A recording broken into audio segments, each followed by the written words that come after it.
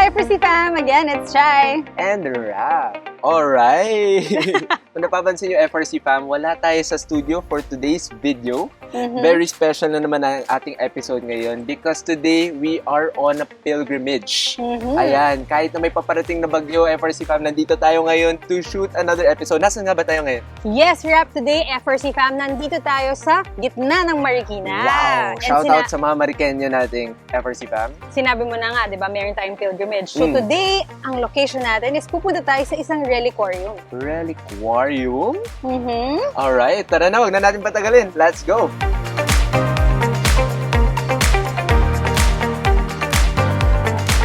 So, Rap, tanong ko na, ano nga bang isang reliquarium? Reliquarium? Reliquarium! Actually, Chai, kung natatandaan nyo, noong nakaraang episode, one of the relics from Canada went here. It was a relic of Saint Andre Bessette. Yes. And it visited here in the Philippines. Actually, tinurito ng FRC fam natin, ano? And a reliquarium is essentially a home to many of those, many relics. At hulaan mo kung ilang relics ang matatagpuan natin sa reliquarium na ito. 3,000. 3,000? Ang baba naman ang guess mo. Alam mo ba, there are more than 5,000 relics that you can find from this reliquarium. Grabe! And syempre, FRC fam, hindi tayo mag-isa sa ating pilgrimage in this reliquarium kasi very, very special ang ating guest for this episode. Sino nga ba mga kasama natin for this episode? So our guest for today is actually the author of an award-winning book which is more precious than gold. Wow. O, diba? Gold talaga. Actually, this book was awarded as the best book in liturgy by the Cardinal Sin Catholic Book Awards last 2013. Grabe. He's also a religious educator and a theologian. Napaka-exciting. Ano pang hinintay natin? Huwag na natin patagalin at kilalanan na natin si Brother Dave de la Cruz. Alright, let's go, FRC fam. Hi, Brother Dave. Hi, Brother Dave. Thank you for having us. Of course, tara. Pasok tayo. Let's go. Sige mo. Go. FRC fam, so nandito na si Brother Dave de la Cruz. Kasama natin sa pilgrimage today. Hi, brother. Welcome sa Reliquarium or the Blessed Development Reform, the home of the sacred relics dito sa Marikina. Wow, grabe. So, tutur nyo kami, no, brother? Yeah, sure. So, around you are more than 1,000 sacred relics pa lang ang naka-display dito sa loob ng Reliquarium. So, but we have more than 5,000 relics. Wow. Under our Napakadami. So, ang mga relics na ito ay donated sa Blessed Ivan Mer's family, which is a canonical erected private association of Christ Faithful. So, ibig sabihin, it's a spiritual family recognized by the Catholic Church. When you say donated, brother, like, itong mga families, paano nila na-acquire yung mga relics na ganito? So, some of our relics came from monasteries, no? Na mga taga-Europe, sa US, sa mga bansa na nagsasara dahil wala ng mga vocations. So, isa sa ibigay kung kani-kanino or ibenta sa mga antique collectors, they decided to donate it dito sa ating chapels. Paano po nila tayo nakilala? Well, because of Blessed Ivan Mers. So, Blessed Ivan Mers is from Croatia. I work as his vice postulator. So, para akong lawyer na nagdi-defend sa Vatican ng kanyang pagiging saint. So, ngayon, dahil may nakakilala na, doon sa Philippines, may tinayong chapel na reliquarium ang tawag. Bakit hindi natin doon ibigay ang mga relics? So, there are some families, congregations, or mga monasteries or convents na nagkaroon ng interest na dito na i-donate.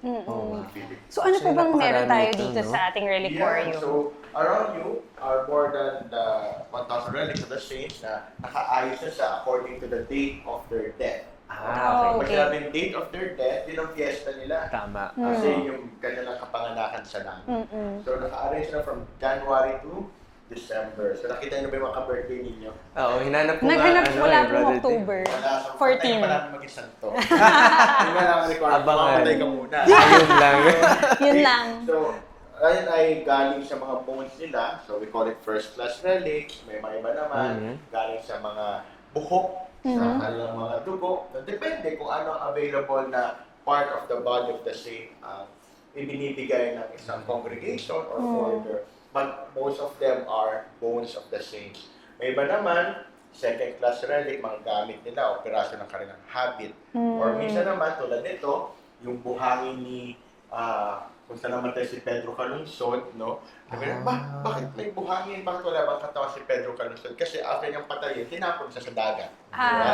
Or yung lupa doon sa martyrdom site ni St. Lorenzo Ruiz, dahil wala rin siyang katawan, considered silang relic, pero hindi sila first class, second class lang sila. No?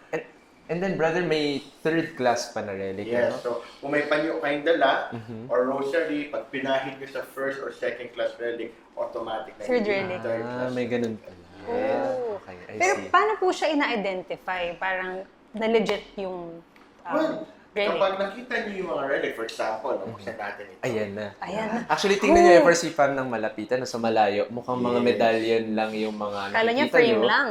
Ang But tawag they're natin sa actually... mga medalyo na yan ay teka. Teka. Okay. So, sa gitna niyan, yan ang relic, no? Yung mga maliit na parang brown or white. Tapos, kapag nakita ninyo ang relic, normally, meron yung tinatawag na red wax seal. Ito yung gamit ang red wax, no? Na may seal or selyo nung bishop or ng postulator na nag-authenticate nito. So, pag meron yan, ibig sabihin yan ay authentic. Yun nga lang, baka pwedeng ipeke. Meron second way of knowing kung totoo ang relic. So, yung iba naman, meron tayong tinatawag na Certificate of Authenticity. So, these are some of the copies ng mga relic certificates, no, na pinipirmahan kung sino yung authority sa Vatican, sa Rome, or kung sino yung postulator sa yung parang lawyer, di ba? Parang ako, na pinipirmahan na totoong relic talaga o totoong parte ng bahagi ng santo. So lahat ng mga relics dito ay merong certificate of authenticity. They bear also the red waxes. So ibig sabihin, authentic sila. Pero may paraan kami para malaman kung paano authentic. Paano po yun? Paano po yun? So we can exorcism. Ay! Yes, to be honest, kasi very sacred ang mga relic. Ang demonyo takot sa sacred. So pag ginamit minsan sa exorcism yung mga relic, nagre-react agad yung demonyo. Nagamit niyo na po siya? Yes, marami na dyan. Nagamit na namin. May isang way nga namin ginagamit, no? May isang na-possess, yung isang priest, sabi niya, sige, hulaan mo kung sino tong relic na ito. Sumagot in Latin, no? Sancti Michaeli. St. Michael, kasi yung bato ni St. Michael ginamit. Kilala nila. Alam nila. At kapag nilapit, tatatakot sila. Authentic ang relic niya. Kapag hindi authentic, tatawanan lang or walang reaction. So, napaka-safe pala dito, brother. Diba? Walang mangyayaring masama. Nandito yung napakaraming mga thousands of relics ang nandito. So dito naman po, yung placement nyo, ano naman yung mga nandito na Yeah, so this is the sanctuary of the reliquarium. Pag pumunta ka dito, parang pumunta ng Croatia. Ay! Wow! So, kung napanood niyo Hindi na pala kailangan mag-ano. No visa needed. Oo. Yan. So, para tayo sa Croatia. Bakit?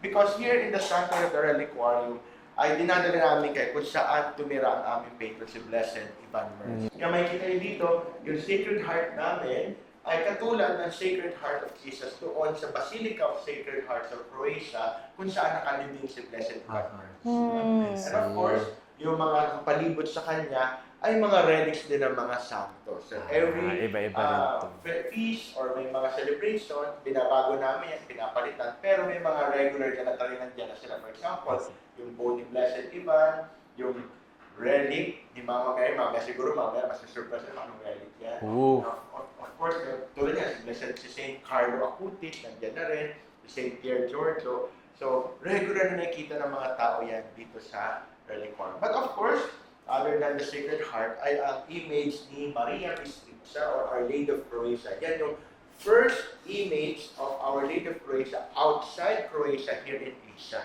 Oh. So, officially, kinikilala siya ng Croatia bilang first image here in Asia. Ang ganda rin, no? Actually, I was gonna ask nga, Brother Dave, since na-mention nyo na, are there, ano yung mga first-class relics na nandito na? Yeah, for example, doon sa, wag muna tayo naman, dito lang sige, harapan tama. natin. So, nandito, for example, this is the first-class relic of Saint Dominic, no? Bone ni Saint Dominic na we call him the Apostle of the Rosary because it was through him, no? Binigay ni Mama Mary yung mysteries of the Rosary and to save the world through the Holy Rosary. Kaya, tama nga si Father Peyton, no? The family prays together, stays together. Yes, Kasi kapag shout kilala out. sa ng Rosary, Ayan, di kayo lalapitan ng devil. And then of course, we have the second class relic. Ito naman ay piraso ng sutana ni Blessed Aloysius de Pina. Sino si Blessed Aloysius? Maniniwala ba kayo na si Blessed Ivan Mers, marami sa mga student na naging santo na. Wow. Kasama doon si Blessed Aloysius de Pina.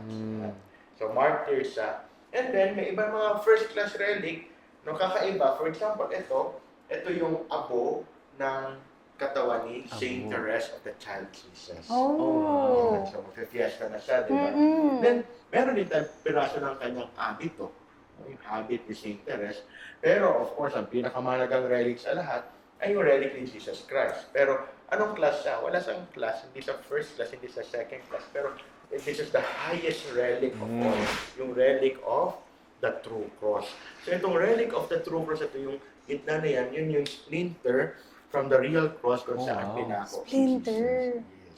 Yes. Ilang beses na namin yan nagamit sa exorcism, sa deliverance. So, pag hinawakan ninyo, uminit, kabahan na tayo. Parang pinagpawisan ko Ayoko. na tayo, hindi naman. Ayoko hawakan.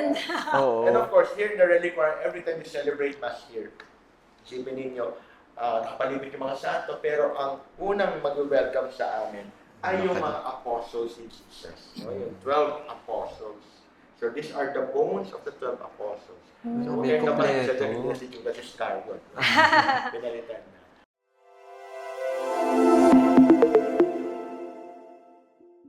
Grabe, Brother Dave, no, sobrang dami nating relics dito sa reliquarium nyo. Pero ano nga ba yung essence ng importance, bale, ng ating mga relics? Kasi I think hindi rin alam ng lahat kung ano nga ba yung purpose nila and ano rin yung magagawa niya for the faithful. Every time people come here, I will always tell them, may 3 points lagi why relics are so important. Number 1, relics are God's channels of blessing, healing, and miracles. Diba kanina sinabi ko na, we pray here kasi nandito yung blessing, nandito yung healing, nandito yung miracles. Kasi yung mga saints, wala naman powers yan. Ang powers nila will always come from God. And these relics will be used by God to be His instrument of blessing people, giving the healing that they need, and of course, the miracles. Hindi naman natin pinopromote ang reliquarium na parang, punta kayo dito kasi maraming milagro. No. It's here that they can encounter God through the relics of the saints. Pero siyempre, dagdag na lang yun, bonus na lang. Kung may healing, may miracles. But thank be to God. Second, ang mga relics kasi ay mahalaga sa faith natin because ito ay nagpapaalala sa atin na mga santo ay tao rin tulad natin. May buto sila, may buhok, may damit. So lahat tayo, tinatawag maging santo. Kaya kukuhaan ko na kay mami ng buhok. Baka lang. Magkaroon tayo ng Who space. knows, diba? So, kaya nga, every time we look at the saints, sasabihin natin, ay, tao rin pala sila tulad natin.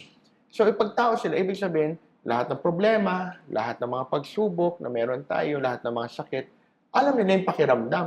Kasi nanggaling sila dun eh. Kaya di ba meron tayong patron of cancer, patron of tuberculosis, lahat na may sakit, may patron eh. So kasi nga, sila yung nakaka-relate. So, anong gagawin ng mga santo?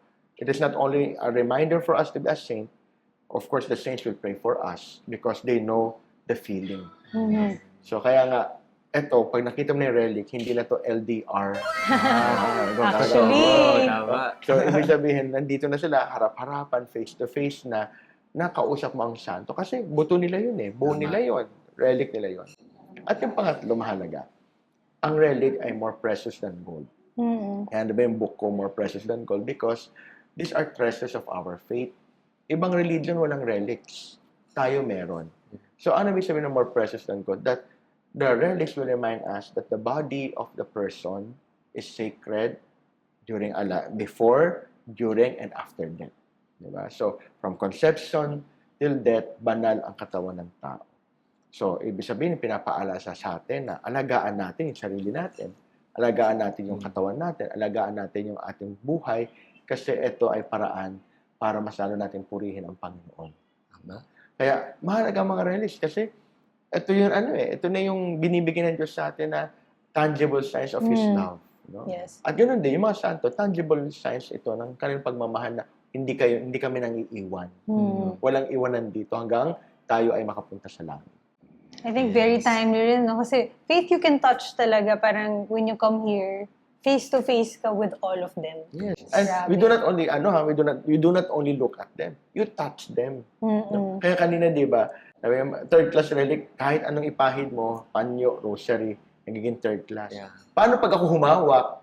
Third class na rin ako. Ako na yung relic. Exactly, 'di ba? Na ikaw mismo maging sign, maging channel of God's blessing, healing, and miracle sa ibang tao. Na ikaw mismo kapag humawak ka ng relic, makita ng mga tao, ay, napapabanal ako ng taong ito. Kapag nakita kita, dahil humawak ka ng relic, ibig sabihin, mahalaga akong tao. Valuable ako, di ba? So, yun ang tanda natin na kaya mahalaga ang mga relic na ito. Una sa lahat, Brother Dave, maraming salamat for having us here in this reliquarium. And this is actually, first time natin First pareho time, siya, first di ba? time. To be in a reliquarium, as we call it. And siguro, one thing that we would like to know also is kung paano ba nabuo ito? Like, how has this reliquarium come to be? Well, before the reliquarium, we have the tour of sacred relics. So you can search yung tour of sacred relics, yung pag-ikot ng relic to St. John Paul II during his beatification. Narinig ko uso yung mga iniikot yung mga Yes. relics, di ba? Then, sumikat kami sa malls, no? Sa Gateway, sa SM. No? Umiikot kami. Mall show pala. Parang mall show. Okay, May mall tour, ayan. mga May Santo mall tour! Yeah. Ngayon, siyempre, marami ng tao nagtatanong, after po nito, saan namin sila mapupuntahan?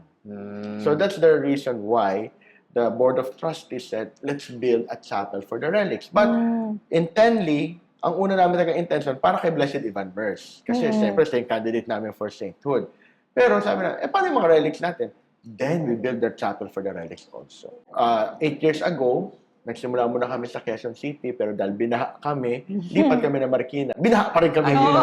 Mas lalo na nga. Yun ang mahirap. Very, dito. very timely ang flood. Yes, so alam niyo na, dadasalan ninyo mga santo. So, pero marunong sila mag-swimming, no? So, tinuruan namin sila. 7 years na ang reliquarium. So, until now, we welcome pilgrims, we welcome people every Sunday at 3 o'clock. We have a mass here, healing mass, and also mass for deliverance, mass for special occasions. For example, may mga board exam, Kasi Iba-iba. si Blessed Ivan Merce, patron ng mga students at sa mga nag-e-exam. No? So, yun, simba sila dito. Minsan may mga naghahanap ng baby.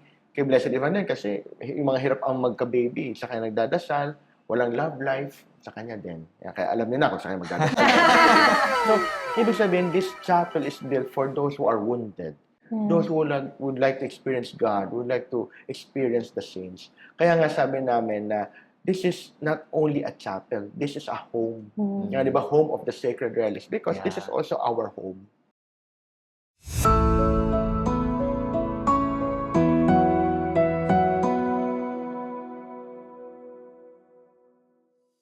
Dito naman sa side nito, you will see here different relics of Blessed Ivan Merce na kakaiba kasi nakikita niyo din yung kanyang palm, yung kanyang buto mula sa kanyang daliri.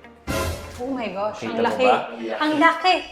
Ay, nagulat ka. Oo, Hindi ko nakakatakot. expect. Kasi yung iba maliit. Mismong thumb pala siya. Oo. Okay. Thumbs up. Actually, isa sa question ko, Brother Dave, sa mga ganyang relic, sabi niyo, di ba, dinodonate ito ng mga families, monasteries. Pag yung nanggagaling sa first-hand source, mismo, kunyari, mga parte ng katawan ng mga namatay na ng mga santo, parang ang morbid isipin, di ba? Na parang may mga parts ng katawan na kung saan-saan napunta. So, paano nakukuha yun? At paano nagiging relic yung mga Well, gano'n? di ba, automatic naman, pag namatay ang tao, dapat, di ba, nililibig siya. Because that's why we lay them to rest. Yes. Kasi, yun na yung kapayapaan. Pero dahil ang mga santong ito, binigay na yung buhay nila para sa Diyos at para sa simbahan.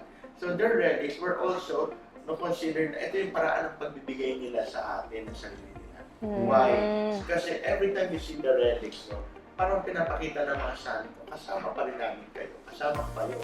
Or we're still friends, we're here for you, we will pray for you. Kaya, then may iba dyan, hindi naman binabasag yung bones nila. Kung ano yung available na, for example, hinuka yung katawan ng santo, tapos may nakita mga nadurog na bones, yun ang kukunin. Pero not the entire. Hindi sisirain. Or iba naman, pag incorrupt, hindi nagagawin talaga. So, part yun ng canonization nila? Yung hukayin yung... Exhumation, yes. Because exhumation, okay. i-exhume yung body ng saint. Minsan kasi, kailangan ilipat yung body nila sa church or sa isang chapel. So, siyempre, bago ilipat, i-check muna. So, Brother Dave, lahat po would qualify as a relic. Anything na gamit. Gamit, even yung lugar, yung bahay nila, considered relic kasi it was sanctified by the presence of the holy person. Grabe, no? Parang yung feeling ko ngayon, goosebumps na napipil ko ngayon Diba? is more of like, napaka-tangible nga ng presence ng mga santo sa, I mean, tinan mo, buto pa lang yan eh. Humanizes them and really, as you mentioned, Brother Dave, na parang it allows us to be reminded of their experience, their presence with us even until now. Kaya pag nakikita natin yung mga santo ito, libro, may notebook, no? May abo, may ganun din kami. So, ibig sabihin, these are also ways for us to be holy. Diba? It will remind us that everything that we use can be used for our sanctification. So, tulad nito, yung notebook, yung Blessed Ivan, yung necktie lang niya. Really ka necktie? Yes, because just imagine ilang tao ang naka-experience na makita si Blessed Ivan na naka-necktie, tapos iba doon naging santo pa. Tama. Oo. So, yan yung Blessed Ivan. Ito naman, ay, ang pinakamalakas sa lahat, ang relic ni Jesus Christ. So, walang first-class relic si Jesus kasi Highest. ascended into heaven. Pero ang pinakamahalagang relic sa lahat ay ang relic of the true cross. Kanina may nakita na kayo, pero itong relic of the true cross ito kakaiba kasi double relic siya. Sinabing double relic ng relic pa. Relic siya ni Jesus, pero relic din siya ng isang blessed, si Blessed Carlo Ferrari. Bakit? Ang nag-authenticate nito ay blessed na, magiging santo na rin. We have also here the nail, no, of Jesus Christ. The what? Sorry po. Yung nail, yung pinako. Okay, pagpakuan niya. Wow. Yes. And then, Yun po mismo yun. yeah. Well, sabi nila, sa of the legend, sabi, ay, may nakuha siya ng 4. Yung isa tinunaw para makagawa ng marami pang nails na replica for the relic. May iba naman sila sabi, ito yung tinatch doon sa totoong nail ni Jesus Christ. Pero kung ano man yun, ang mahalaga, meron din tayong piraso ng nail ni Jesus talaga na nandito sa reliquary na ito. So, here in this reliquary, makikita ninyo lahat ng mga relic ni Jesus Christ. Ang pinakamalaki ay yung manger, yung sabsaban. So, ibig sabihin, totoo pa na talagang pinanganak si Jesus sa sabsaban, di ba? So, lahat ng nasa Bible, na makikita through the relic, sasabihin natin, totoo pala nangyari yun. Diba? For example, ito yung purple cloak. No? Talagang purple talaga siya kung makikita ninyo. Medyo kumupas over time, pero very real. And then even the piece of the sponge, piece of the of the crown of thorns. Kompleto yung passion story dito. So kapag may sinasaniban o may healing na pinapatong namin sa kanila, sa ulo nila or sa puso nila yung relic. So part ba yun ng role ng isang reliquarium? Well, David, of course, we call the chapel of the reliquary the chapel of blessing, healing, and miracles. No? Kasi marami mga tao, they really come here for healing, they really come here for miracles. Why? Because requirement bago maging santo, 2 miracle. Before the beatification and before the canonization. So, beatification, blessed muna. No? So, may isang miracle doon. After naman ng isang miracle. So, ibig sabihin, the saints are all miracle workers. So, kaya nga, yung healing, talagang masasabi natin, totoong mangyayari kasi nagawa na nila yun. Even until their death. Yeah. Parang part na po talaga yun ng being nila. Totoo.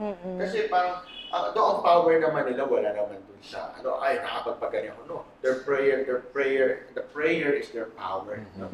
So, kaya nga, nagdadasal tayo sa kanila, we ask their intercession kasi yun talagang parang power nila.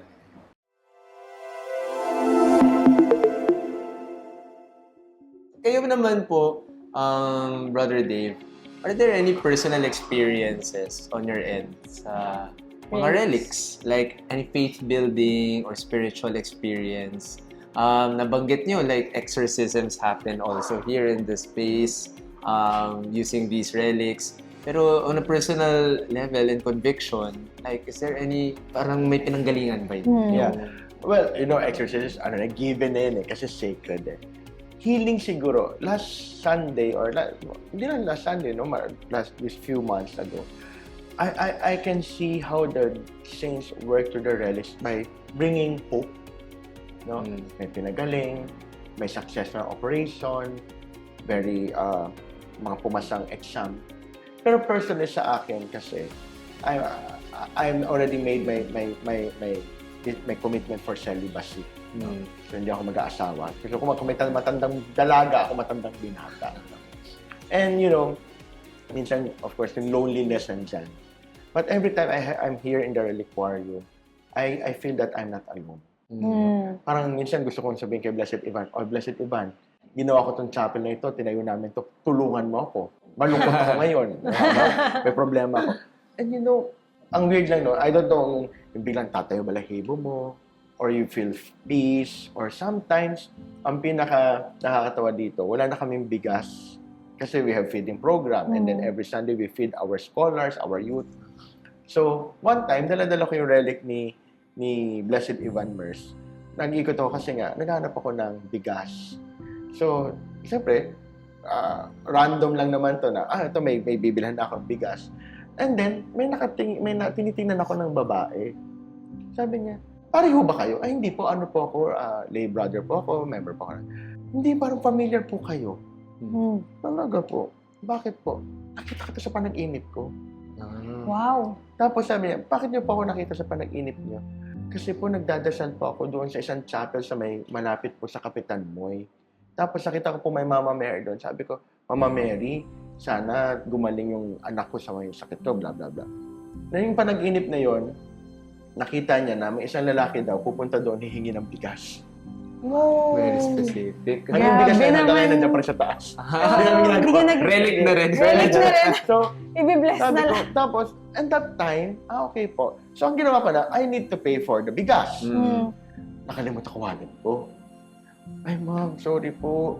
Wala po akong dalang wallet. Pwede pong balikan ko na lang po siya. Tapos, ako po babayaran ko na lang po.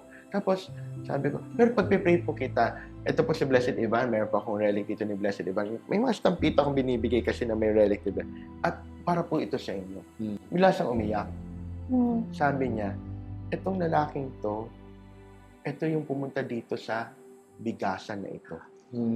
Si Blessed Blessed Ivan. Ivan. Tapos paano ko nalaman? Ang joke pa niyan, nagtataka siya kung ang init-init sa Pilipinas, naka-coat and tie. So tinignan ko siya, Oh my naka-coat God. and tie nga siya. At bakit kakain ng bigas? Croatia. So, those are little miracles that I can say na talagang grabe yung paramdam ng ni Lord sa mga relics. Talagang, they are with us. Yes, hindi kang balay. Ako din! Oh my gosh, until now. Oo. That's so wild. Parang very clear kapag personal experience ng miracles and stories na ganun, no? Like, Grabe. hindi ka talaga papabayaan Lord, kapag humingi ka ng sign. And dito kayo pupunta pag kailangan nyo ng sign.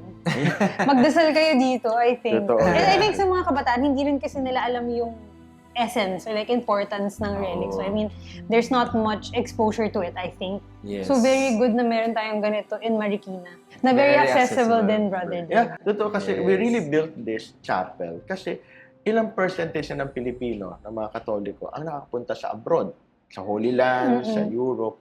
And kaya nga yung mga Filipinos, hindi nila gano'ng kilala yung mga santo kasi Yes. wala silang encounter. So at least, we brought Holy Land, we brought Europe here, we brought the US, yung mga santo na pumunta para yung mga Pilipino mamimit nila yung mga Yes. santong ito. Yes. No visa needed. Oo. Pilgrimage na kayo dito lang sa Yun na Marikina. yun. 16 pesos na pong pamasahe. And ano po ba yung hours nyo that you are open? Yeah, as of now, the reliquarium is open every Saturday and Sunday from 10 o'clock in the morning until 5 o'clock in the afternoon. And every Sunday, we have a mass here at 3 o'clock. So Okay. sana makabisita po kayo, makapagsimba kayo. Ang ganda-ganda po ng misa po namin dito kasi maliban sa very solemn ang liturgy, talagang namdam mo yung with all the angels and saints, we Sobra! proclaim your glory. Oh! Nakapalibot lahat ang mga Nandito relics. silang Kasama lahat. buhok ni Mama Mary. Yes. Totoo. So talagang it is an experience of heaven here on earth.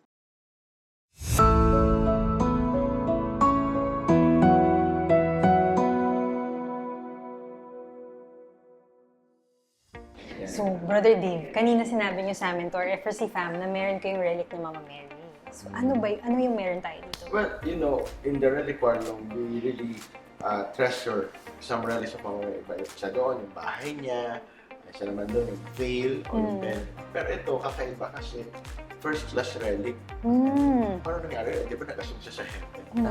Relic yun. First class. The kwento ang ganito. Nung si Saint John the Beloved, inalaga si Mama, nakatago niya yung ibang damit ni Mama. And part of doon, siyempre, tunic, cinture, then of course the veil. Nung nakita na yung veil, may mga upo. So here, isang reliquary na may strand of hair ni Mama Mary. So kung makikita niyo dun sa pinaka-square, parang may linya doon, yun yung pinaka-hair ni Mama Mary. Anong color? Or hindi ko rin makita. May hair fall din si May hair Mama fall din ba? Mary. Or medyo brownish. Yes.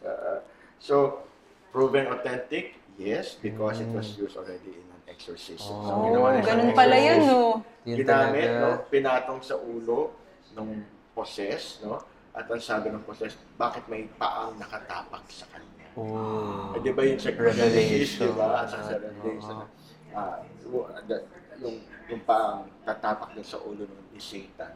And of course, another, I can say miracle, there's a woman, may sakit siya, tapos just last 3 weeks ago, bumalik siya kasi she really said na because of the hair of Mama Mary and of course the miracles of the saints na nakagaling siya. Wow. So, kaya proven and attested tong relic ni Mama Mary. That was, may kapatid itong relic of the True Cross. Yun nga lang, every Holy Week lang namin siyang binababa. Na malaking piraso naman siya ng cross ni Jesus Christ. So these are 2 treasured relics natin ni Mama Mary dito sa reliquarium. Grabe. Hair. First class. Relic. Oo.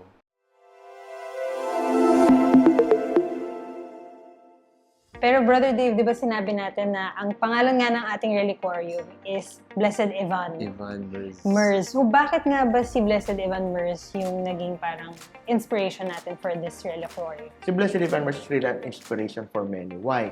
Just imagine, lay person. Hindi naging pare, hindi naging siya maging pare. Teacher siya by profession. He taught in the seminary, and in that seminary, Blessed Aloysius became a cardinal. Some of his students became saints. Ang dami yung in-inspire ng mga laypers, ng mga saints also, si Saint Teresa of Calcutta, si Padre Pio, Saint John Paul, si Saint Carlo Acutis. Nandoon mismo sa kanyang exhibit yung image ni Blessed Ivan Mers na pinili niya. Tapos sabi ko, bakit kaya? Because Blessed Ivan can relate to us because layperson siya, teacher, binata, tapos very ordinary yung kanyang work kasi ang ginawa lang naman niya, nagturo. Ang ginawa lang naman niya ay makiisa sa kabataan. Pero ano yung kakaiba? That amidst of his being a layperson, his dedication, his commitment to love God, to love the church, is so inspiring. Kasi layperson ka, pero ikaw yung nagdadala sa mga kabataan sa Panginoon. Ang dami niyang dinala, ang dami niyang sinagip na kaluluwa para kay Lord. Lalo-lalo na nung buhay pa siya, munti ka na siya mamartir. Kasi, just imagine, aatakihin na ng mga Protestant yung simbahan. Ginawa niyang human shield yung sarili niya just to defend the church. Sinong gagawa noon? Na layperson. Kaya nga, we always teach our faithful, our pilgrims that Blessed Ivan Mers is an inspiration for the laity. How to love the church, how to love God. At very basic ang kanyang spirituality. Magsimba, magrosaryo, mangumpisal, magdasal, pero dagdagan natin, mahalin ang kapwa. Wow, amazing. Actually, personally, first time ko marinig si Blessed Ivan Mers. You were mentioning Saint Aloysius and other saints that have been like mga students niya, And it's inspiring because parang sa panahon ngayon nare-refresh yung parang image ng mga kabataan to be more holy, to be saints, and to follow concrete examples. Ngayon dito sa reliquarium, literally concrete talaga. examples ultimo buto ng thumb ni Blessed Ivan Merce. Nandito na para ipakita sa atin na we're called to be holy and we are called to make a difference in our circles and in our calling. So, Yes. maraming salamat, Brother Thank you, Dave, for Renz. making that concrete for all of us. And to our FRC fam, sana na-enjoy nyo ang ating pilgrimage today. Kasi Yes. kung hindi pa kayo nakakapunta sa reliquarium natin dito, I think you should pay this place a visit. Yes. Tara na. Mm-mm. Ito na yun. Oo. This is your sign. Lahat ng santong maisip nyo, malamang nandito yun. Yes. Diba? So, it's nice to have a visit also. Mm-hmm. And to Brother Dave again, we thank you. Thank you again Ren. for your Thank you time for sa visiting. pag-tour Oo. sa atin. Of course. Maraming This is your salamat. home. Oo. Balik lang kayo. Very much. So, kasi na-feel ko rin na very at home tayo dito sa presence ng mga saints. Napatingin pa ulit nun. Napaka-calming and peaceful ng environment dito because you really feel a very concrete presence. Lalo na sa mga usaping relic, pati usaping like on the more traditional side of our faith. Maraming skepticism around it, di ba? Yeah. Parang, lalo na sa relics, parang maniniwala ka ba? Buto ba ni ganito, ganyan? Buhok ba talaga ni ano? But the main point is that the Lord is present concretely through the people that He has called, especially the saints. So I hope you find inspiration in that. Siguro Ikaw, ba- Chay. Ay, sorry. Sorry. Dinatawa na kay Brad. Baka may meron siyang last words eh. Okay. Yes, of course. No? Again, we invite you to come and visit the Reliquarium, the home of the Sacred Relics here in Marikina. Be part of the bigger growing spiritual family of Blessed Ivan Merce. Ang paraan po ng kabanalan ng Blessed Ivan Merce ay hindi mahirap. No? Isipin ninyo, lay person, inspiring other lay person to be saint. So, inspire, no? Let's inspire many to become a saint. So, sana sa pagbisita ninyo dito, marami kayong ma-experience sa healing at miracles at blessing ni Lord. Meron po kayong socials, baka po gusto nyo i-promote. Please visit our Facebook account. It's the Reliquarium or the Blessed Ivan Merce Reliquarium. You can also check our Instagram, our TikTok. Pero wag kang kumain, hindi pa ako sumasayaw. Hindi na sumasayaw mga sito.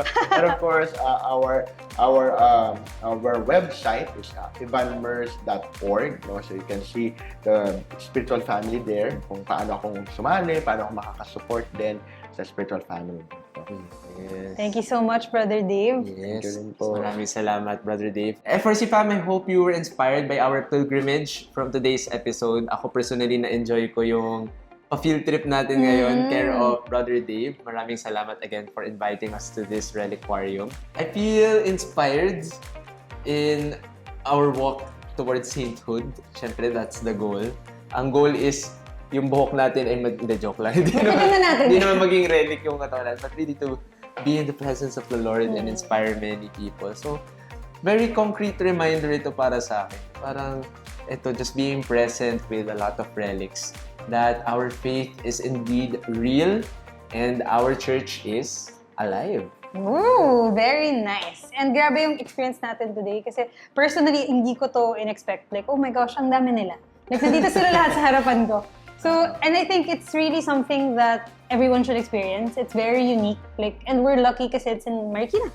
It's just here in the Philippines. So, if kaya nyo, gawin nyo ng time, pay them a visit. Maybe you can look for Brother Dave if you have questions or gusto nyo rin ng tour. Oh, sure. Tama. Yes. Actually, parang magandang Diba? family time din. Oo, to diba? go here and pray together. Or pasyal nyo yung mga lola or something. Yes. Parents. Yes. Pay them a visit. Yung mga saints natin dito. So, FRC fam, sana nag-enjoy kayo in this month's episode. Again, it's Chai. And the wrap, we'll leave you with the wise words of Venerable Patrick Peyton that The family that prays together stays together. and the world at prayer is a world at peace. Bye! See you, FRC fam.